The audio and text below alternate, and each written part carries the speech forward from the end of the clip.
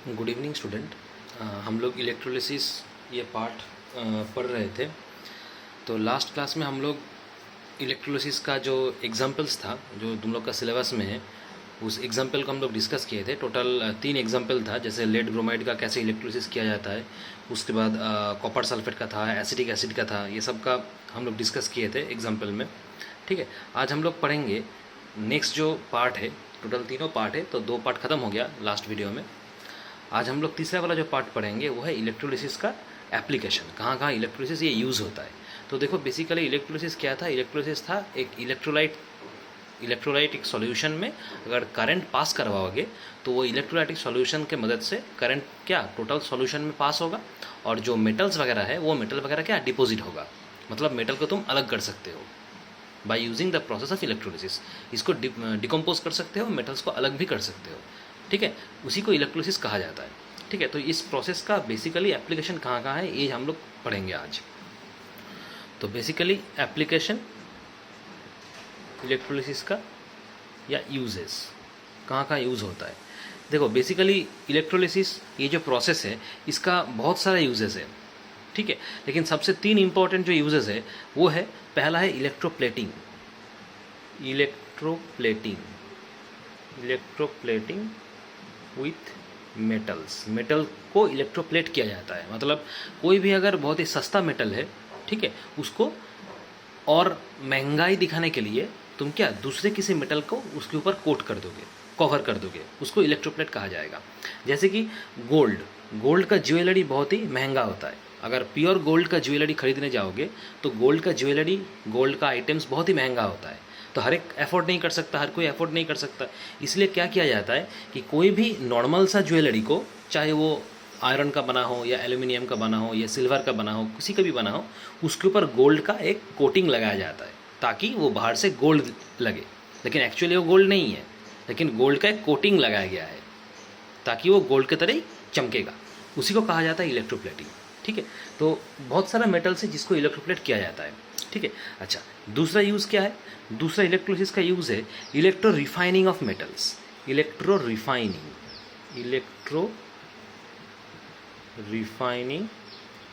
Of metals को electro refine किया जाता है। इस इलेक्ट्रो रिफाइनिंग का मतलब है प्यूरिफिकेशन। मतलब जो हम लोगों को मेटल मिलेगा by the process of electrolysis, उस मेटल में भी इम्प्यूरिटी रहता है। ठीक है, तो इस मेटल को अगर तुम प्योर मेटल चाहते हो तो तुम्हें इलेक्ट्रो रिफाइन करना पड़ेगा, मतलब उस मेटल को फर्दर तुम्हें इलेक्ट्रोलिसिस करना पड़ेगा। ठीक है, ताकि जो तुम्हें मेटल मिलेगा वो मेटल प्योर मेटल हो। उसी को बोला जाता है इलेक्ट्रो रिफाइनिंग। मतलब ये एक प्रोसेस है टू प्यूरिफाई द मेटल। ठीक है, अच्छा जो कि इलेक्ट्रोलिसिस प्रोसेस में किया जाता है। तो इसका 2 एप्लीकेशन हो गया। थर्ड एप्लीकेशन क्या है? थर्ड एप्लीकेशन है एक्सट्रैक्शन ऑफ मेटल्स। मेटल को एक्सट्रैक्ट किया जाता है।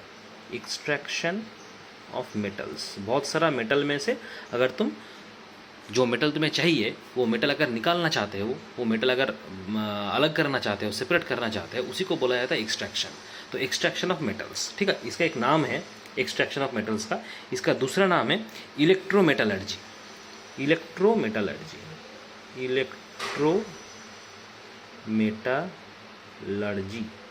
तो इलेक्ट्रोमेटलर्जी बेसिकली एक प्रोसेस है जिस प्रोसेस में मेटल को एक्सट्रैक्ट किया जाता है। मतलब अलग अलग मेटल को अलग अलग तरीके से सेपरेट किया जाता है, उसी प्रोसेस को बोला जाता है एक्सट्रैक्शन ऑफ मेटल्स। ठीक है, तो ये बेसिकली तीनों यूजेस है। ठीक है, अच्छा हम एक एक करके डिस्कस करेंगे, थोड़ा थोड़ा करके हम बता दिए पॉइंट वाइज, अभी डिटेल्स में हम लोग डिस्कस करेंगे। तो पहला जो यूजेस है इलेक्ट्रोलिसिस का वो है इलेक्ट्रोप्लेटिंग। ये पहला यूजेस है। ठीक है, देखो अच्छा इलेक्ट्रोप्लेटिंग प्रोसेस क्या था? इलेक्ट्रोप्लेटिंग एक बेसिकली एक प्रोसेस है जिस प्रोसेस में कोई भी अगर बहुत ही सस्ता मेटल है, कोई भी अगर चीप मेटल है, उसके ऊपर कोई महंगा मेटल का तुम अगर एक पतला कोटिंग चढ़ाओगे। महंगा मेटल जैसे गोल्ड हो सकता है, सिल्वर हो सकता है, निकल हो सकता है, क्रोमियम हो सकता है, बहुत सारा मेटल है, यह महंगा मेटल है। अगर ये नॉर्मली तुम अगर खरीदने जाओगे तो इसका बहुत हाई प्राइस होता है। ठीक है, तो हर कोई अफोर्ड नहीं कर सकता, इसलिए क्या किया जाता है, कोई भी एक सस्ते मेटल के ऊपर ये जो महंगा मेटल है इसका एक कोटिंग लगाया जाता है, कोटिंग चढ़ाया जाता है। जिस प्रोसेस में चढ़ाया जाता है उसी प्रोसेस का नाम है इलेक्ट्रोलिसिस। लेकिन ये जो टोटल कॉन्सेप्ट है, ये जो टोटल प्रोसेस है, उसी को बोला जाता है इलेक्ट्रोप्लेटिंग। लेकिन हम लोग जो जिस प्रोसेस में करते हैं वो इलेक्ट्रोलिसिस प्रोसेस में हम लोग करते हैं। प्रोसेस है इलेक्ट्रोलिसिस लेकिन नाम है इलेक्ट्रोप्लेटिंग, क्योंकि तुम प्लेट कर रहे हो कोई भी दूसरे मेटल के ऊपर और एक मेटल का प्लेट कर रहे हो, कोटिंग चढ़ा रहे हो। समझ में आ रहा है? अच्छा, इसी को कहा जाता है इलेक्ट्रोप्लेटिंग। अच्छा, अब सवाल आएगा कि ऐसा करने का ज़रूरत क्यों है? What is the reason behind electroplating? देखो, पहला जो रीज़न है, पहला रीज़न जो आएगा वो है डेकोरेटिव पर्पस। बहुत अच्छा लगेगा दिखने में, ठीक है? डेकोरेटिव पर्पस, डेकोरेटिव पर्पस, ये पहला रीज़न होगा। डेकोरेटिव पर्पस मतलब दिखने में बहुत चमकेगा, है ना? अगर बाज़ार में अगर देखोगे तुम, ये जो यूटेंसिल मिलता है ना, मतलब कुकिंग करने के लिए जो सामान है, कुकिंग करने का जो सामान है, चाहे वो कढ़ाई हो, चाहे वो स्पून हो, चाहे वो ग्लास हो, जो भी कुकिंग करने का सामान मिलता है, अगर तुम दुकान में ख़रीदने जाओगे तो देखोगे जब नया खरीदोगे ना तो वो बहुत चमकता है, बहुत ही शाइन करता है। क्यों शाइन करता है? क्योंकि वो तो एक्चुअली बना है क्या, एल्यूमिनियम से, ये तो आयरन से बना है। तो एल्यूमिनियम आयरन तो उतना चमकेगा नहीं, लेकिन फिर भी वो चमकता है इतना। रीज़न क्या है? रीज़न ये है क्योंकि उसको इलेक्ट्रोप्लेट किया गया है, कोई भी दूसरे एक मेटल से उसको एक कवर चढ़ाया गया है। जो मेटल का कवर चढ़ाया गया है वो मेटल बहुत शाइन करता है, इसलिए उसका कवर चढ़ाया गया है, ताकि जो कढ़ाई, जो भी तुम खरीदोगे, कुकिंग यूटेंसिल्स जो भी खरीदोगे, वो अच्छा लगे दिखने, इसलिए चढ़ाया जाता है। समझ में आ रहा है? जैसे कि अगर नया बाइसाइकिल अगर तुम खरीदने जाओगे दुकान में, तो नया बाइसाइकिल बाइसाइकिल का जो बॉडी है वो किससे बना होता है? आयरन से बना होता है। आयरन का होता है, लोहे का होता है बाइसाइकिल, होता है ना? लेकिन लोहे का अगर होता है इसीलिए क्योंकि वो बहुत ही अगर मजबूत रहेगा, इसीलिए लोहे का बनता है बाइसाइकिल। लेकिन दुकान में अगर तुम खरीदने जाओगे नया बाइसाइकिल, ठीक है, तो वो बहुत ही चमकेगा, चमकता है ना? क्यों चमकता है? क्योंकि उसके ऊपर भी कोटिंग किया गया है, इलेक्ट्रोप्लेट करके कोटिंग किया गया है। एक चमकने वाला जो मेटल है उसका कोटिंग चढ़ाया गया है। अगर ऐसा ना होता, अगर इलेक्ट्रोप्लेट ना किया गया होता, तो वो नया बाइसाइकिल क्या उतना चमकता नहीं, उतना शाइन नहीं करता, दिखने में अच्छा नहीं लगता। मतलब मेन रीज़न क्या है? डेकोरेटिव पर्पस, डेकोरेशन के लिए, ताकि दिखने में अच्छा लगे, दिखने में एक्सपेंसिव फीलिंग आए। हाँ, ये तो बहुत एक्सपेंसिव चीज़ है, लेकिन हालांकि ऐसा नहीं है, स्टोरी कुछ अलग अलग है। समझ में आ रहा है? तो ये डेकोरेटिव पर्पस है, पहला रीज़न। दूसरा रीज़न क्या होगा? दूसरा रीज़न है रस्टिंग से इसको बचाएगा, क्योंकि आयरन का बना है। तो आयरन का अगर बाइसाइकिल तुम खरीदने जाओगे, आयरन का बना होता है। अगर मान लो कि इलेक्ट्रोप्लेट नहीं किया गया है, नॉर्मल आयरन का बना है, कोई भी इलेक्ट्रोप्लेट चढ़ाया नहीं है, तो बारिश में जब वो भीगेगा तब क्या 2-3 साल बाद क्या उसमें रस्टिंग आ जाएगा, क्योंकि आयरन का बना है। आयरन में तो रस्टिंग होता है, पता है हम लोग को सभी को। मतलब क्या, इसको रस्टिंग से बचाना, ठीक है? ये दूसरा रीज़न है, to protect from rusting and corrosion. Corrosion मतलब क्या? डीके, खराब हो जाना, इसी को कोरोशन कहते हैं, ठीक है? तो रस्टिंग और कोरोशन से उसको बचाना, ये दूसरा रीज़न है कि इलेक्ट्रोप्लेट करना बहुत ज़रूरी है। क्योंकि अगर तुम इलेक्ट्रोप्लेट करोगे तो बाइसाइकिल या जो भी तुम्हारा पानी में भीगेगा, तो वो जो आयरन का बना है, डायरेक्ट आयरन का कांटेक्ट में नहीं आएगा पानी, क्योंकि ऊपर तो दूसरा मेटल का कोटिंग चढ़ाया गया है। मतलब क्या, वो रस्टिंग कभी नहीं आएगा। समझ में आ रहा है? इसलिए ऐसा किया जाता है। तो ये 2 रीज़न हो गया इलेक्ट्रोप्लेटिंग का, क्यों हम लोग इलेक्ट्रोप्लेटिंग करेंगे, ठीक है? अच्छा, उसके बाद हम लोग पढ़ेंगे कंडीशंस। इलेक्ट्रोप्लेट करने के लिए कंडीशंस क्या क्या ज़रूरत है, क्या क्या कंडीशन देखना पड़ेगा, ये कंडीशन बहुत इंपॉर्टेंट है, ठीक है? अच्छा, कंडीशन क्या ज़रूरत है? देखो, पहला जो कंडीशन है, पहला कंडीशन देखो, अपना बुक ओपन करो, बुक में देखो लिखा हुआ है, देखो एक चार्ट दिया हुआ है बुक में, 114 पेज ओपन करो, उसमें देखो एक चार्ट दिया हुआ है, लेफ्ट तरफ कंडीशन दिया हुआ है, राइट तरफ रीज़न दिया हुआ है। हम एक एक करके एक्सप्लेन कर रहे हैं। पहला क्या है? पहला देखो लिखा हुआ है, the article to be electroplated is always placed at the cathode. मतलब जिस आर्टिकल को तुम इलेक्ट्रोप्लेट करोगे, मतलब जिसके ऊपर कोटिंग चढ़ाओगे, उसको हमेशा कैथोड में रखना होगा। क्योंकि हम लोग को पता है 2 इलेक्ट्रोड होता है, एक कैथोड होता है, एक एनोड होता है ना? जो एनोड है वो पॉजिटिव से, बैटरी का जो पॉजिटिव एंड है उससे जुड़ेगा, और जो कैथोड है वो बैटरी का नेगेटिव एंड से जुड़ता है, ठीक है? तो जिस आर्टिकल को तुम इलेक्ट्रोप्लेट करोगे उसको कैथोड में रखना होगा। रीज़न क्या है? देखो, रीज़न है during electrolytic reaction the metal is always deposited at the cathode by gain of electron. Reason है, जो मेटल डिपोजिट होगा इलेक्ट्रोलाइटिक रिएक्शन में, इलेक्ट्रोलिसिस प्रोसेस में जो मेटल डिपोजिट होगा वो हमेशा कैथोड में डिपोजिट होता है। इसीलिए जिसका तुम इलेक्ट्रोप्लेट करोगे, जिसका कोटिंग चढ़ाओगे, मतलब जिसके ऊपर कोटिंग चढ़ाओगे, उसको हमेशा कैथोड में रखोगे। अगर कैथोड में रखोगे तो मेटल जब डिपोजिट होगा उसी मेटल के ऊपर डिपोजिट होगा, मतलब कोटिंग चढ़ेगा। समझ में आ रहा है? अच्छा, दूसरा कंडीशन क्या है देखो, the metal to be plated on the article is always made the anode and has to be periodically replaced. मतलब जिस मेटल का कोटिंग चढ़ाओगे, जिस मेटल का तुम कोटिंग चढ़ाओगे उसी को एनोड में रखना होगा। रीज़न क्या है? रीज़न है देखो, the metal anode continuously dissolve as ions in solution and is to be replaced periodically. मतलब जो मेटल एनोड है, मतलब जिसका तुम कोटिंग चढ़ा रहे हो, ठीक है, वो क्या होगा? डिजॉल्व होगा। वो अगर डिजॉल्व नहीं होगा तो कोटिंग चढ़ेगा कैसे? मान लो तुम गोल्ड का कोटिंग चढ़ाओगे तो गोल्ड को तुम्हें एनोड में रखना होगा, क्योंकि गोल्ड को अगर तुम एनोड में रखोगे तो गोल्ड जल्दी डिजॉल्व होगा, डिजॉल्व होकर आयन प्रोड्यूस करेगा और वही आयन क्या कैथोड में मूव करेगा, मतलब उसके ऊपर कोटिंग चढ़ेगा।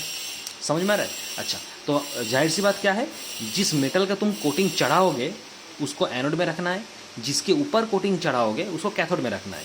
ठीक है। अच्छा, नंबर थ्री है तुम्हारा इलेक्ट्रोलाइटिक सॉल्यूशन। मतलब जो इलेक्ट्रोलाइट यूज़ करोगे वो क्या होना चाहिए? The electrolyte must contain ions of the metal which is to be plated on the article. मतलब क्या, जो इलेक्ट्रोलाइट तुम यूज़ करोगे उसमें जो आयंस होगा, जो भी पॉजिटिव आयन है, जो भी नेगेटिव आयन है, जो भी आयंस उसमें होगा, वो हमेशा क्या होगा, जिस मेटल का तुम जिस मेटल का कोटिंग कर रहे हो उसका आयन होना चाहिए। मतलब समझा देते हैं, देखो क्या लिखा हुआ है नंबर 3 में, the electrolyte must contain ions of the metal which is to be plated on the article. The metal which is to be plated on the article, मतलब जिस मेटल का तुम कोटिंग चढ़ा रहे हो उसी मेटल का आयन होना चाहिए इलेक्ट्रोलाइट। ठीक है, मतलब जो भी इलेक्ट्रोलाइट तुम लोगे उसमें जो भी आयंस होगा, पॉजिटिव आयन, नेगेटिव आयंस जो भी होगा, वो सिमिलर होगा किससे? जिस मेटल का तुम कोटिंग चढ़ा रहे हो उससे। मतलब क्या हुआ, जिस मेटल का तुम कोटिंग चढ़ाओगे उसमें जो आयंस होगा सेम आयंस मौजूद होगा इलेक्ट्रोलाइटिक सॉल्यूशन में। समझ में आ रहा है? जैसे कि मान लो तुम इलेक्ट्रोलाइटिक सॉल्यूशन, मान लो कॉपर सल्फेट लिए हो, मान लो इलेक्ट्रोलाइटिक सॉल्यूशन लिए हो, तो इसमें क्या आयन रहेगा? कॉपर आयन रहेगा, कॉपर 2+ रहेगा और SO4 2- रहेगा। मतलब अभी क्या हुआ, देखो इसमें कॉपर 2+ आयन है, SO4 2- आयन है। अब जिस मेटल का तुम कोटिंग करोगे, जिस मेटल का कोटिंग चढ़ाओगे उसमें भी ये Cu2+ SO4 2- आयन होना चाहिए। समझ में आ रहा है? सिमिलर होना चाहिए। अच्छा, ये हो गया नंबर 3 कंडीशन। नंबर 4 कंडीशन क्या है देखो, a low current for a longer time should be used. मतलब करंट का जो पावर है वो करंट का पावर कम होना चाहिए और बहुत देर तक चलना चाहिए। मतलब जो बैटरी तुम यूज़ करोगे उस बैटरी का पावर कम होगा ताकि वो कम करंट प्रोड्यूस करे और बहुत देर तक चलेगा। ठीक है। अच्छा, नंबर 5 कंडीशन क्या है, direct current and not AC current should be used. DC use करना है, मतलब क्या, डायरेक्ट करंट यूज़ करना है, AC करंट नहीं यूज़ करना है। समझ में आ रहा है? ठीक है, रीज़न देखो बगल में लिखा हुआ है, ये रीज़न पढ़ोगे समझ में आ जाएगा, कोई प्रॉब्लम नहीं होगा। ठीक है। अच्छा, उसके बाद हम लोग आते हैं, देखो नंबर 1 एक एग्जाम्पल दिया हुआ है कि कैसे इलेक्ट्रोप्लेट करेंगे। देखो पहला एग्जाम्पल क्या है, electroplating an article with silver. Electroplating an article with silver, मतलब एक आर्टिकल को तुम इलेक्ट्रोप्लेट करोगे, सिल्वर का इलेक्ट्रोप्लेट करोगे, मतलब सिल्वर का कोटिंग चढ़ाओगे। ठीक है, तो पहले देखो क्या होना चाहिए, एक इलेक्ट्रोलाइटिक सॉल्यूशन, एक कंटेनर होगा, उसमें क्या इलेक्ट्रोलाइटिक सॉल्यूशन लेना पड़ेगा। ठीक है, एक बैटरी होगा, बैटरी का क्या पॉजिटिव नेगेटिव होता है ना, बड़ा वाला पॉजिटिव है, छोटा वाला नेगेटिव है। ठीक है। अच्छा, पॉजिटिव से कौन जुड़ेगा? एनोड जुड़ेगा, पॉजिटिव से एनोड जुड़ता है हमेशा, ये इलेक्ट्रोड है जो कि पॉजिटिव है। ठीक है। अच्छा, ये जो बैटरी है यहाँ पे ऐसे करके खुला हुआ है स्विच। ठीक है, ये स्विच है, स्विच खुला हुआ रहेगा, यहाँ पे एक एमीटर जुड़ा रहेगा, कितना करंट फ्लो हो रहा है वो मेजरमेंट के लिए। ठीक है। अच्छा, इसको थोड़ा बड़ा कर देते हैं और इसको थोड़ा ऐसे बढ़ा दिए। ठीक है, यहाँ से क्या जुड़ेगा, और एक ठो जुड़ेगा। ठीक है, मान लो कि ऐसा और एक ठो इलेक्ट्रोड है जो कि नेगेटिव होगा, क्योंकि एक पॉजिटिव है, एक नेगेटिव रहता है, नेगेटिव तो कैथोड है। ठीक है, मतलब क्या हुआ, ये वाला तुम्हारा एनोड हो जाएगा और ये वाला तुम्हारा कैथोड हो जाएगा, नेगेटिव वाला कैथोड, पॉजिटिव वाला एनोड। ठीक है, आया समझ में? अच्छा, 2 इलेक्ट्रोड है। अब देखो ये वाला तुम्हारा बैटरी है।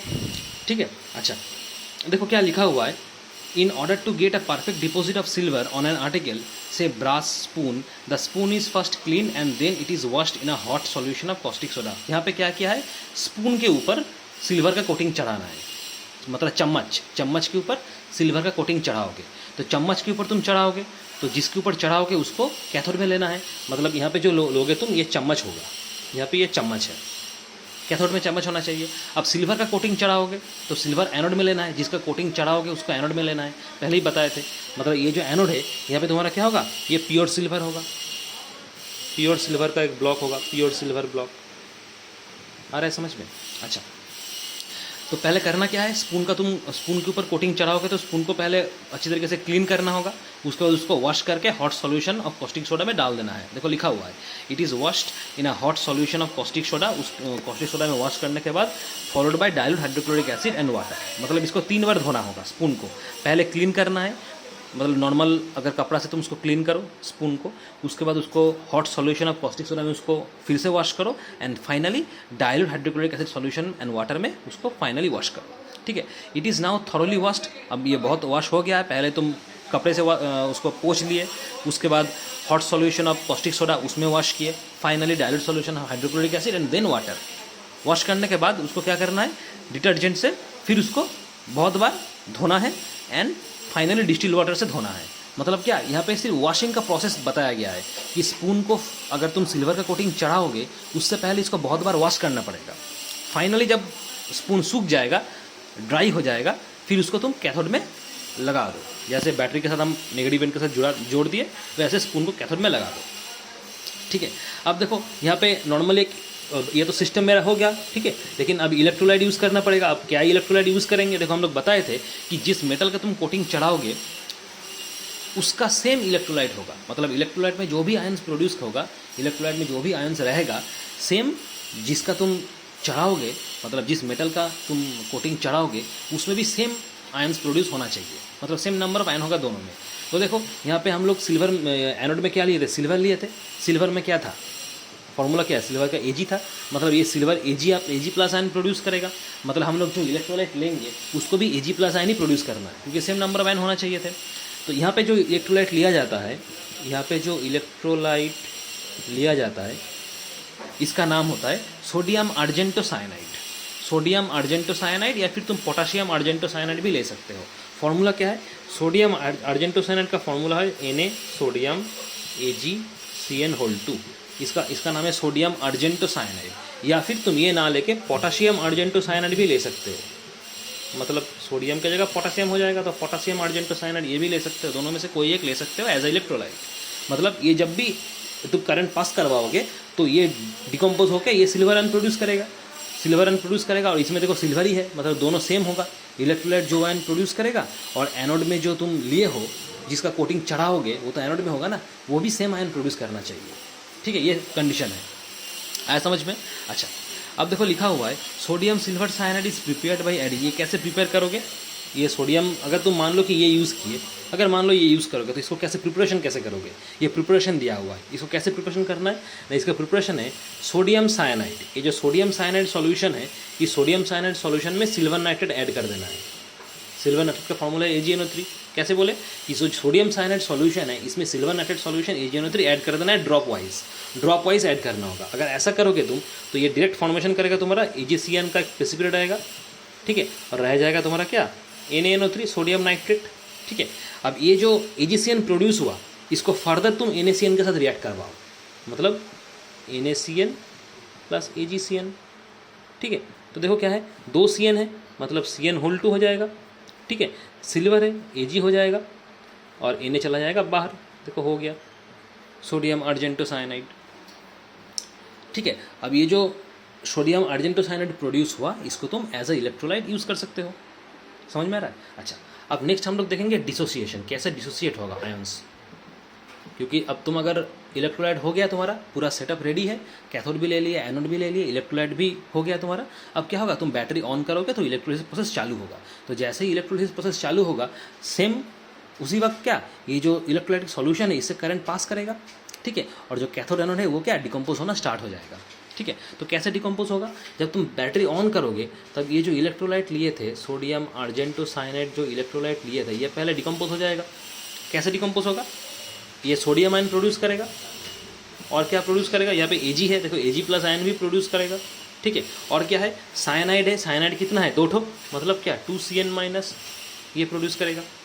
समझ में आ रहा है? और तुम क्या लिए हो, पानी लिए हो, क्योंकि इलेक्ट्रोलाइटिक सॉल्यूशन है, मतलब क्या, पानी होगा, पानी रहेगा, क्योंकि ये तो तुम्हारा सोडियम आर्जेंटोसाइनेट तुम अकेला नहीं ले सकते ना, इसमें पानी मिलावट रहेगा, इसलिए कहा जाता है इलेक्ट्रोलाइटिक सॉल्यूशन। सॉल्यूशन क्यों, क्योंकि इसमें तुम पानी मिक्स करोगे, मिक्स करके जो सॉल्यूशन होगा उसको तुम एज ए इलेक्ट्रोलाइट यूज़ करोगे। मतलब पानी भी क्या होगा, डिसोसिएट हो जाएगा। जब तुम बैटरी ऑन करोगे तो पानी तो कैसे डिसोसिएट होता है, H+ और OH- होगा, ऐसे डिसोसिएट होगा। ठीक है, अच्छा अब आते हैं कैथोड और एनोड में। देखो कैथोड में क्या मिलेगा, एनोड में क्या मिलेगा। देखो पहले आते हैं कैथोड में। देखो जब भी ये डिसोसिएशन जब स्टार्ट हो जाएगा तो कैथोड में क्या था, स्पून था, कैथोड में स्पून था, मतलब जिसका तुम इलेक्ट्रोप्लेट करोगे उसी को कैथोड लिया जाएगा। मतलब यहाँ पे हम लोग क्या स्पून को इलेक्ट्रोप्लेट कर रहे हैं तो स्पून को ही कैथोड वाला लेंगे। ठीक है, समझ में आ रहा है। अच्छा अब देखो ये कैथोड में क्या तुम सिल्वर का कोटिंग चढ़ाओगे तो नेचुरली बात है सिल्वर जो आयन है ये धीरे धीरे एनोड से कैथोड तक आएगा, ऐसे ऐसे ऐसे ऐसे आएगा। जितना प्रोसेस चलेगा, जितना देर तक प्रोसेस चलेगा उतना क्या होगा, इस एनोड से सिल्वर आयन जो है, सिल्वर आयन धीरे धीरे धीरे धीरे स्पून तक आएगा, क्योंकि ये डिपोजिट करेगा तो है ना। जो सिल्वर आयन तुम लिए हो, जो सिल्वर एनोड लिए हो, सिल्वर ब्लॉक लिए हो, धीरे धीरे धीरे धीरे धीरे धीरे क्या होगा, डीके होता रहेगा, क्योंकि डिकम्पोज होगा। तुम इलेक्ट्रोलिसिस प्रोसेस कर रहे हो, मतलब ये एनोड क्या डिकम्पोज होगा, जितना डिकम्पोज होगा उतना सिल्वर प्लस आयन प्रोड्यूस होगा, जितना सिल्वर आयन प्रोड्यूस होगा ये क्या नेगेटिव की तरफ बढ़ेगा, क्योंकि यहाँ से तुम्हारा तो सिल्वर आयन प्रोड्यूस हो रहा है जो कि पॉजिटिव है, तो नेचुरली बात है ये नेगेटिव तक ट्रैवल करेगा, क्योंकि पॉजिटिव और नेगेटिव में क्या है, अट्रैक्शन होता है। तो जितना तुम इलेक्ट्रोलिसिस प्रोसेस करोगे उतना ये जो सिल्वर ब्लॉक है एनोड में वो डिकम्पोज होता रहेगा, जितना डिकम्पोज होगा उतना सिल्वर प्लस आयन प्रोड्यूस होगा, और जितना सिल्वर प्लस आयन प्रोड्यूस होगा वो सारे के सारा तुम्हारा क्या स्पून तक जाएगा, क्योंकि स्पून तो नेगेटिव है, कैथोड में जुड़ा हुआ है, और ये तो पॉजिटिव है, तो पॉजिटिव नेगेटिव की तरफ जाएगा, है ना। मतलब क्या हुआ, कैथोड में क्या होगा, Ag+ इलेक्ट्रॉन एक्सेप्ट करके Ag में कन्वर्ट होगा, सिल्वर में कन्वर्ट होगा, और ये क्या कैथोड की तरफ मूव करेगा। ठीक है, समझ में आ रहा है। अच्छा एनोड में क्या मिलेगा, एनोड में क्या मिलेगा, एनोड में तुम्हारा क्या मिलेगा, देखो एनोड में तो सिल्वर निकल रहा है धीरे धीरे करके, मतलब यहाँ पे क्या मिलेगा तुम्हें, जो Ag प्रोड्यूस हो रहा है वो एक इलेक्ट्रॉन क्या होगा छोड़ के Ag+ होगा, ये Ag+ ही प्रोड्यूस होगा। समझ में आ रहा है, यहाँ पे तो प्योर सिल्वर था, प्योर सिल्वर क्या है, Ag है। ठीक है, और ये जितना डिकम्पोज होगा एक एक करके इलेक्ट्रॉन छोड़ेगा, छोड़ने के लिए Ag+ प्रोड्यूस होगा, और वही Ag+ फाइनली क्या कैथोड में जाके फिर से इलेक्ट्रॉन लेके सिल्वर बन जाएगा और स्पून के ऊपर चिपक जाएगा, मतलब क्या कोटिंग आने लगेगा धीरे धीरे धीरे धीरे। समझ में आ रहा है। अच्छा ये तो हो गया Ag वाला बात, और ये सब कहाँ जाएगा, ये जो Cn- था, OH- था, ये कहाँ जाएगा, Cn- OH- कहाँ जाएगा। देखो Cn- OH- क्या माइग्रेट करेगा, दोनों ही माइग्रेट करेगा एनोड के तरफ, क्योंकि Cn- ये भी नेगेटिव है, OH ये भी नेगेटिव है, दोनों ही नेगेटिव है। मतलब नेचुरली क्या होगा, ये एनोड की तरफ मूव करेगा, क्योंकि एनोड तुम्हारा पॉजिटिव है, मतलब क्या नेगेटिव वाला पार्ट पॉजिटिव वाले पार्ट में आएगा, पॉजिटिव वाला पार्ट नेगेटिव वाले पार्ट में आएगा, क्योंकि Cn और OH दोनों ही नेगेटिव है, इसलिए दोनों ही क्या एनोड की तरफ मूव करेगा, माइग्रेट कर जाएगा। समझ में आ रहा है। ठीक है, तो ये प्रोसेस जितना देर तक चलेगा, कितना देर तक चलेगा ये प्रोसेस, जब तक कि ना पूरा सिल्वर मेटल क्या होगा एकदम स्पून के ऊपर चढ़ जाएगा, तब तक ये प्रोसेस चलता रहेगा। समझ में आ रहा है। तो इस तरीके से क्या ये जो स्पून है, इस स्पून के ऊपर सिल्वर का कोटिंग लगाया जाता है। सिर्फ स्पून का नहीं, कोई भी तुम इलेक्ट्रोप्लेटिंग का एग्जाम्पल ले लो, चाहे वो सिल्वर का हो, गोल्ड का हो, किसी का भी हो, ये जो मैकेनिज्म है मैकेनिज्म सेम होता है, मैकेनिज्म सेम होगा। एक बैटरी रहेगा, ठीक है, एक कैथोड रहेगा, एक एनोड रहेगा, जिसका कोटिंग चढ़ाओगे तुम उसको एनोड में रखोगे, ठीक है, और जिसके ऊपर कोटिंग चढ़ाओगे वो कैथोड में रखोगे। समझ में आ रहा है। अच्छा इलेक्ट्रोलाइट सॉल्यूशन क्या लोगे, जिसको तुम एनोड में लिए हो, मतलब जिसका कोटिंग चढ़ाओगे वो जो आयन प्रोड्यूस करेगा सेम सिमिलर आयन्स तुमको लेना है इलेक्ट्रोलाइट। ठीक है, बस ये बेसिक चीज़ है, ये कॉमन चीज़ है। ठीक है, हर एक जो इलेक्ट्रोप्लेटिंग तुम करोगे यही मैकेनिज्म यही फॉलो होगा। ठीक है, अच्छा अब सवाल पूछा जाता है कि ये इलेक्ट्रोलिसिस प्रोसेस जब चलता रहता है, 1 घंटे बाद तुम क्या देखोगे, 1 घंटे बाद कि 2 घंटे बाद क्या दिखोगे। देखो 1 घंटे बाद तुम्हें क्या दिखोगे, पहले जो तुम ये एनोड लिए थे ना, ये जो silver block as a anode लिए थे, तो 1 घंटे बाद तुम देखोगे ये जो थिकनेस है एनोड का, जो थिकनेस है ना, ये थिकनेस धीरे धीरे धीरे धीरे छोटा होता रहेगा, और 1 घंटे बाद देखोगे और छोटा होता रहेगा। क्यों? क्योंकि ये यहाँ पे जो एनोड है, जो सिल्वर आयन प्रोड्यूस करता है, ये सिल्वर आयन तो धीरे धीरे धीरे धीरे क्या होगा, कैथोड की तरफ मूव करने लगेगा। मतलब क्या है, ये जो थिकनेस है इसका धीरे धीरे घटता रहेगा, और सेम टाइम में ये जो कैथोड है इसका थिकनेस बढ़ता रहेगा, क्योंकि कैथोड में तो Ag+ आयन आ रहा है ना, मतलब जो भी आयन से ये कैथोड में इसको मिल रहा है, मतलब कैथोड का जो थिकनेस है इसका धीरे धीरे थिकनेस बढ़ता रहेगा। समझ में आ रहा है? एनोड धीरे धीरे डिसॉल्व होता रहेगा, इसका थिकनेस घटता रहेगा और कैथोड का थिकनेस धीरे धीरे बढ़ता रहेगा। देखना ये बुक में दिया हुआ है, ठीक है? समझ में आ रहा है? अच्छा, ये प्रोसेस कंप्लीट हो जाने के बाद स्पून को तुम बाहर निकाल लोगे, ठीक है? और थोड़ा देर तक उसको पानी में वॉश कर लोगे, वॉश करके सुखा लोगे। देखोगे क्या स्पून के ऊपर जो सिल्वर का कोटिंग है, ये सिल्वर कोटिंग आ गया है, ठीक है? तो इस तरीके से ये किया जाता है इलेक्ट्रोप्लेटिंग। तो ये बहुत ही ईजी है। जो जो चीज़ें हम बताएं कि कंडीशंस जो पढ़ाए थे उसी कंडीशंस को ठीक से याद रखना होगा। तो बाकी जो प्रोसेस जो भी इलेक्ट्रोप्लेट तुमको देगा वो तुम इजीली कर सकते हो, ठीक है? अच्छा, नेक्स्ट तुम लोग का सिलेबस में जो है इलेक्ट्रोप्लेटिंग विथ निकेल, सिल्वर का तो पढ़ लिए, अभी पढ़ेंगे इलेक्ट्रोप्लेटिंग विथ निकेल। निकेल से कैसे इलेक्ट्रोप्लेट किया जाता है, निकेल। तो निकेल से अगर तुम इलेक्ट्रोप्लेट करोगे किसी भी चीज़ का, किसी के ऊपर अगर तुम निकल के इलेक्ट्रोप्लेट करोगे तो निकल को एनोड में लेना है, ठीक है? और जिसके ऊपर करोगे, जिसके ऊपर तुम करोगे उसको कैथोड में लेना है। समझ में आ रहा है? जैसे कि मान लो हम बाकी जो प्रोसेस है वो सेम है। जैसे कि ये क्या होगा, कंटेनर होगा, ठीक है? एक बैटरी होता है ना, नेगेटिव पॉजिटिव, या इसको ऐसे इस तरीके से करो, पॉजिटिव नेगेटिव पॉजिटिव और नेगेटिव, ठीक है? ये पॉजिटिव है तो पॉजिटिव एन से क्या तुम्हारा क्या होगा, एनोड वाला जुड़ेगा। तो यहाँ पे तुम निकल का कोटिंग करोगे, मतलब निकल को तुम्हें एनोड में रखना है, जिसका कोटिंग करोगे उसको एनोड में रखना है। ये निकल होगा, ये एनोड, ठीक है? और जिसके ऊपर कोटिंग चढ़ाओगे, जिस मेटल के ऊपर कोटिंग चढ़ाओगे, ठीक है, उसको कैथोड में करना है। मान लो तुम आयरन के ऊपर कोटिंग चढ़ाओगे, क्योंकि आयरन बहुत ही रस्टिंग आ जाता है आयरन के ऊपर, है ना? आयरन अगर तुम बाहर रख दोगे तो ये भीग जाएगा, पानी से कांटेक्ट में आने से इसका रस्टिंग आ जाता है। तो मान लो तुम आयरन के ऊपर निकल का कोटिंग करोगे ताकि आयरन को तुम प्रोटेक्ट कर सको। तो आयरन के ऊपर करोगे तो आयरन को कैथोड में लेना है, ठीक है? मान लो कि एक आयरन बार है, ठीक है? इसको तुम कैथोड से ले लो, ये पॉजिटिव पार्ट है, ये नेगेटिव पार्ट है, ये आयरन है, इसके ऊपर करोगे तो ये इसको कैथोड में लोगे, हो गया एनोड कैथोड, ठीक है? अब सवाल है इलेक्ट्रोलाइट क्या लोगे? एनोड कैथोड तो हो गया, अब इलेक्ट्रोलाइट का बात है। अब इलेक्ट्रोलाइट के बारे में क्या बताए थे कि कौन सा इलेक्ट्रोलाइट लोगे? एनोड में जो तुम्हारा आयन प्रोड्यूस होगा सेम आयन प्रोड्यूस करना चाहिए इलेक्ट्रोलाइट को, उस तरीके से इलेक्ट्रोलाइट का चुनना होगा। क्या बताए? एनोड में जो तुम मेटल लिए हो, मतलब जिसका कोटिंग चढ़ाओगे उसको एनोड में लेना है। तो एनोड में जो भी आयन्स प्रोड्यूस करेगा, जो मेटल्स तुम लिए हो, जो भी आयन प्रोड्यूस करेगा एग्जैक्टली सेम आयन इलेक्ट्रोलाइट को प्रोड्यूस करना चाहिए, ठीक है? उसी इलेक्ट्रोलाइट को तुम चुनोगे। तो देखो एनोड में निकल है, मतलब क्या, निकल प्लस आयन प्रोड्यूस करेगा, Na प्लस आयन प्रोड्यूस करेगा। अब जो इलेक्ट्रोलाइट लोगे उसको भी Na प्लस आयन ही प्रोड्यूस करना है, मतलब तुम्हें क्या Na वाला जो इलेक्ट्रोलाइट है उसको लेना है। अब Na वाला बहुत इलेक्ट्रोलाइट है, मान लो तुम Na से फुल लोगे, निकल सल्फेट ये ले सकते हो, निकल सल्फेट सॉल्यूशन, ठीक है? तुम NiNO3 ले सकते हो, निकल नाइट्रेट ले सकते हो, ये भी ले सकते हो, लेकिन निकल होना चाहिए। ताकि जब तुम बैटरी ऑन करो, जब इलेक्ट्रोलाइसिस प्रोसेस स्टार्ट करोगे, तब जो इलेक्ट्रोलाइट लोगे वही तो डिकम्पोज करेगा ना, डिकम्पोज करके ये निकल उसको प्रोड्यूस करना चाहिए, निकल आयन उसको प्रोड्यूस करना चाहिए, ठीक है? ये निकल 2+ होगा, निकल प्लस नहीं होगा, निकल 2+, निकल आयन प्रोड्यूस करना चाहिए, निकल 2+ होगा, ठीक है? इस तरीके से लेना पड़ेगा। तो ये देखो निकल ये डिकम्पोज हो गया, निकल 2+ आयन प्रोड्यूस कर रहा है। तो यहाँ पे सुइटेबल इलेक्ट्रोलाइट क्या होगा, या तो NiSO4 निकल सल्फेट, या तो NiNO3 निकल नाइट्रेट, दोनों में से कोई एक, ठीक है? और इसका सॉल्यूशन लेना पड़ेगा।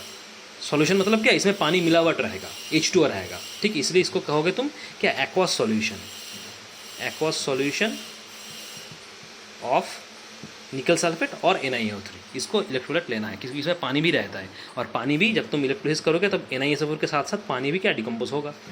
उसके बाद जैसे पहले पढ़ाए थे सेम उसी प्रोसेस में होगा, ठीक है? जितना इलेक्ट्रोलाइसिस प्रोसेस तुम करोगे, तुम देखोगे क्या, ये एनोड से जो निकल प्लस जो निकल आयन है, निकल आयन धीरे धीरे कैथोड की तरफ बढ़ेगा।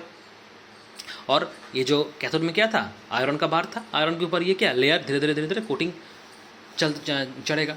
जितना इलेक्ट्रोलाइसिस प्रोसेस आगे बढ़ेगा उतना ये जो तुम्हारा निकल एनोड है, ये निकल एनोड का थिकनेस धीरे धीरे घटेगा, क्योंकि निकल आयन जो प्रोड्यूस होगा वो सब क्या आयरन की तरफ मूव करेगा, कैथोड की तरफ मूव करेगा, क्योंकि निकल 2+ तो पॉजिटिव है, तो नेचुरली ये नेगेटिव तरफ ही मूव करेगा। और नेगेटिव में तुम्हारा क्या है, आयरन है, तो इसके ऊपर कोटिंग चढ़ जाएगा, ठीक है? सेम उसी तरीके से होगा, ठीक है? समझ में आ रहा है? तो एग्जैक्टली जो प्रोसेस है वो प्रोसेस एकदम सेम रहता है, ठीक है। अच्छा, ये पढ़ोगे। अच्छा, उसके बाद हम लोग देखेंगे इलेक्ट्रोप्लेटिंग तो हो गया, ठीक है, पहला यूज़ है इलेक्ट्रोलिसिस का। दूसरा यूज़ क्या था? दूसरा यूज़ था इलेक्ट्रो रिफाइनिंग। इसको इलेक्ट्रो रिफाइनिंग भी कहा जाता है, या कोई कोई बुक में देखना इलेक्ट्रोलाइटिक रिफाइनिंग ये भी लिखा हुआ है, दोनों सेम है। इलेक्ट्रोलाइटिक रिफाइनिंग ये भी लिखा गया है। ये क्या है? बेसिकली इलेक्ट्रोलाइटिक रिफाइनिंग बेसिकली एक प्रोसेस है जिस प्रोसेस में तुम मेटल में जो इम्प्यूरिटी रहेगा उस इम्प्यूरिटी को तुम प्यूरिफाई करोगे, ठीक है। मतलब तुम्हें प्योर मेटल चाहिए, लेकिन मेटल में तो इम्प्यूरिटी है, तो उस इम्प्यूरिटी को तुम जिस प्रोसेस में बाहर निकालोगे, मतलब प्योर मेटल लाने की कोशिश करोगे, उसी प्रोसेस को बोला जाता है इलेक्ट्रो रिफाइनिंग और इलेक्ट्रोलाइटिक रिफाइनिंग ऑफ मेटल्स। इसको कोई कोई प्यूरिफिकेशन ऑफ मेटल भी कहता है, क्योंकि अल्टीमेट तुम मेटल को प्यूरिफाई कर रहे हो। इम्प्योर मेटल जो है या जो इम्प्योर पार्ट है मेटल में उसको निकाल रहे हो बाहर। मतलब क्या, प्योर मेटल चाहिए इसीलिए ना कर रहे हो, तो इसलिए इसको कोई कोई प्यूरिफिकेशन ऑफ मेटल भी कहता है, ठीक है। तो तुम लोग का बुक में देखना एक इलेक्ट्रोलाइटिक जो रिफाइनिंग है, इसमें एक एग्जाम्पल दिया हुआ है कॉपर का रिफाइनिंग। देखना दिया हुआ है रिफाइनिंग ऑफ कॉपर। कॉपर को कैसे रिफाइन किया जाता है, कैसे इलेक्ट्रोलाइटिक रिफाइनिंग किया जाता है इलेक्ट्रोलिक प्रोसेस में। देखो क्या लिखा हुआ है, बुक खोलो अपना अपना बुक में देखो लिखा हुआ है the most important use of copper is in the form of wire of electronic transmission. देखो कॉपर का सबसे मैक्सिमम जो यूज़ है वो कहाँ पे यूज़ होता है? As a wire. क्योंकि हम लोग का घर में या ऑफिस में कहीं पे भी जो इलेक्ट्रिक ट्रांसमिशन होता है ना, जो इलेक्ट्रिक वायर होता है, जो वायर कनेक्शन होता है घर में ऑफिस में कहीं पे भी, वो कॉपर का बना होता है ना। तो कॉपर इसलिए सबसे ज़्यादा मैक्सिमम यूज़ होता है। तो अगर कॉपर मैक्सिमम यूज़ होना है तो कॉपर तो हमें प्योर चाहिए, क्योंकि उसमें अगर इम्प्योरिटी रहेगा तो प्रॉब्लम हो सकता है। इसलिए प्योर कॉपर मेटल एक्सट्रैक्ट करना बहुत ज़रूरी है, ठीक है। For this copper must be absolutely pure because very small amount of impurity reduce its conductivity to a great extent. मतलब क्या, कॉपर कॉन्डक्टिव मेटल है। कॉन्डक्टिव मेटल क्यों? क्योंकि कॉपर से क्या इलेक्ट्रिसिटी फ्लो कर सकता है, इसलिए कॉपर कॉन्डक्टिव है। अब कॉपर में अगर तुम इम्प्योरिटी रह जाएगा तो वो जो फ्लो ऑफ इलेक्ट्रिसिटी है वो फ्लो ऑफ इलेक्ट्रिसिटी के हैम्पर हो सकता है। समझ में आ रहा है? क्योंकि प्योर मेटल तो नहीं है वो। अगर कॉपर तुम इम्प्योर यूज़ करोगे तो कॉपर का जैसा कॉन्डक्टिविटी होता है वैसे तुम्हें कॉन्डक्टिविटी मिलेगा नहीं, क्योंकि उसमें इम्प्योरिटी है। मतलब उस इम्प्योरिटी को निकालना बहुत ज़रूरी है ताकि तुम कॉपर को as a conductive metal use कर सको, क्योंकि कॉपर तो इलेक्ट्रिक ट्रांसमिशन में यूज़ होता है, इसीलिए कॉपर को रिफाइन करना बहुत ज़रूरी है।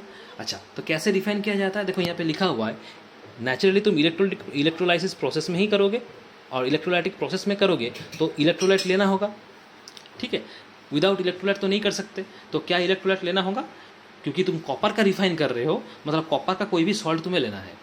क्या सॉल्ट हो सकता है? यहाँ पे कॉपर सल्फेट यूज़ किया जाता है, CuSO4 कॉपर सल्फेट यूज़ किया जाता है, और उसके साथ साथ थोड़ा सा डाइल्यूट सल्फ्यूरिक एसिड भी डाला जाता है। डाइल्यूट सल्फ्यूरिक एसिड क्यों डाला जाता है? क्योंकि डाइल्यूट सल्फ्यूरिक एसिड इसलिए डाला जाता है क्योंकि डाइल्यूट सल्फ्यूरिक एसिड बहुत अच्छी तरीके से इलेक्ट्रिसिटी को कैरी कर सकता है, ठीक है। इलेक्ट्रिसिटी अच्छी तरीके से डिस्ट्रीब्यूट कर पाएगा, ताकि जो इलेक्ट्रिसिटी फ्लो होगा वो फ्लो ऑफ इलेक्ट्रिसिटी बहुत ही अच्छा होगा। इसलिए फ्लो ऑफ इलेक्ट्रिसिटी को इंप्रूव करने के लिए डाइल्यूट H2SO4 डाला जाता है, ठीक है। अच्छा, अब आते हैं कैथोड एनोड में।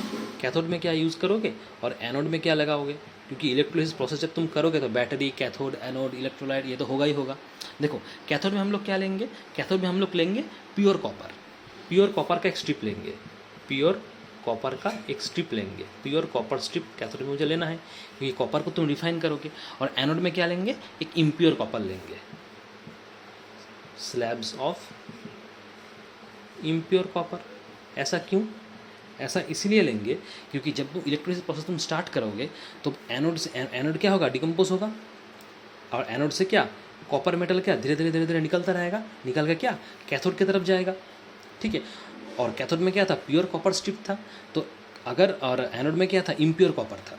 ठीक से समझो, कैथोड में क्या था? प्योर कॉपर स्ट्रिप था, एनोड में क्या था? मेरा इम्प्योर कॉपर स्ट्रिप था। अब जब तुम इलेक्ट्रोलिसिस प्रोसेस स्टार्ट करोगे, इलेक्ट्रिक ऑन करोगे, तब एनोड वाला डिकम्पोज होगा, और एनोड से क्या इम्प्योर कॉपर से ये जो कॉपर प्लस आयन है, ये कॉपर प्लस निकलेगा कहाँ जाएगा तुम्हारा? ये कॉपर 2+ होगा, कॉपर 2+। ये कॉपर 2+ निकल के कहाँ जाएगा? कैथोड की तरफ जाएगा। मतलब कैथोड में तो पहले से ही कॉपर स्ट्रिप था जो कि प्योर था। अब इम्प्योर से अगर कॉपर 2+ स्ट्रिप निकल के कैथोड की तरफ जाएगा तो ये धीरे धीरे इम्प्योर बन जाएगा। कैथोड में जो है वो इम्प्योर बन जाएगा, ठीक है। और कैथोड में जितना इम्प्योर बनेगा उतना ही एनोड में क्या प्योर होगा, क्योंकि इम्प्योर वाला जो भी चीज़ है वो तो निकलता रहेगा ना, तो धीरे धीरे क्या, जो कैथोड में प्योर था वो इम्प्योर बन जाएगा, और एनोड में जो पहले से इम्प्योर था वो कॉपर 2+ निकालने के बाद प्योर बन जाएगा। मतलब एनोड में तुम्हें क्या, प्योर कॉपर मिलेगा। समझ में आ रहा है बात हम क्या बताएं? तो इस तरीके से कॉपर को रिफाइन किया जाता है। तो यह है तुम्हारा इलेक्ट्रो रिफाइनिंग ऑफ कॉपर। ठीक है, तो एक ही चीज़ यहाँ पे दिया हुआ, इलेक्ट्रो रिफाइनिंग ऑफ कॉपर, इसको पढ़ोगे। ये बहुत ही इजी है, सिंपल चीज़ है, लॉजिक बेसिकली सेम है और कुछ नहीं है। लॉजिक एकदम जैसा था इलेक्ट्रोलिसिस प्रोसेस का वैसा ही है, वैसा ही होगा। ठीक है, तो यही तुम लोग का सिलेबस में है। ठीक है, ऐसा पूछा जाता है सवाल कि पूछ सकता है कि कॉपर छोड़ के और कोई मेटल का नाम बताओ जो इस प्रोसेस में, इलेक्ट्रोलिसिस प्रोसेस में रिफाइन किया जाता है। तो कॉपर तो एक होता है, कॉपर को किया जाता है, और कौन सा मेटल है? तो बहुत सारा मेटल को किया जाता है, जैसे लेड होता है, ठीक है, जैसे मरकरी होता है, किया जाता है। उसके बाद जैसे सिल्वर होता है, सिल्वर को भी किया जाता है। ठीक है, कॉपर छोड़ के लेड है, तुम्हारा सिल्वर है, मरकरी है। ठीक है, ये सब कुछ तुम्हारा इस इलेक्ट्रोलिसिस प्रोसेस में क्या, रिफाइन किया जाता है। ठीक है, तो ये सवाल पूछा जाता है कि कॉपर तो किया जाता है, कॉपर छोड़ के और कौन सा मेटल इस इलेक्ट्रोलाइटिक प्रोसेस में रिफाइन किया जाएगा, प्यूरीफाई किया जाएगा? तो लेड भी होता है, मरकरी भी होता है, सिल्वर भी होता है, ये भी होता है। ठीक है, तो यही है तुम लोग का electrolysis chapter. It is all about this topic. तो इलेक्ट्रोलिसिस यहाँ पे प्रोसेस, ये जो चैप्टर ये खत्म हो गया। ठीक है, लास्ट यूनिट हम लोग का बाकी था, तो ये भी खत्म। ठीक है, और कुछ नहीं है इसमें, तो ये चैप्टर खत्म। ठीक है, नेक्स्ट क्लास में हम लोग और नया चैप्टर एक स्टार्ट करेंगे। Thank you.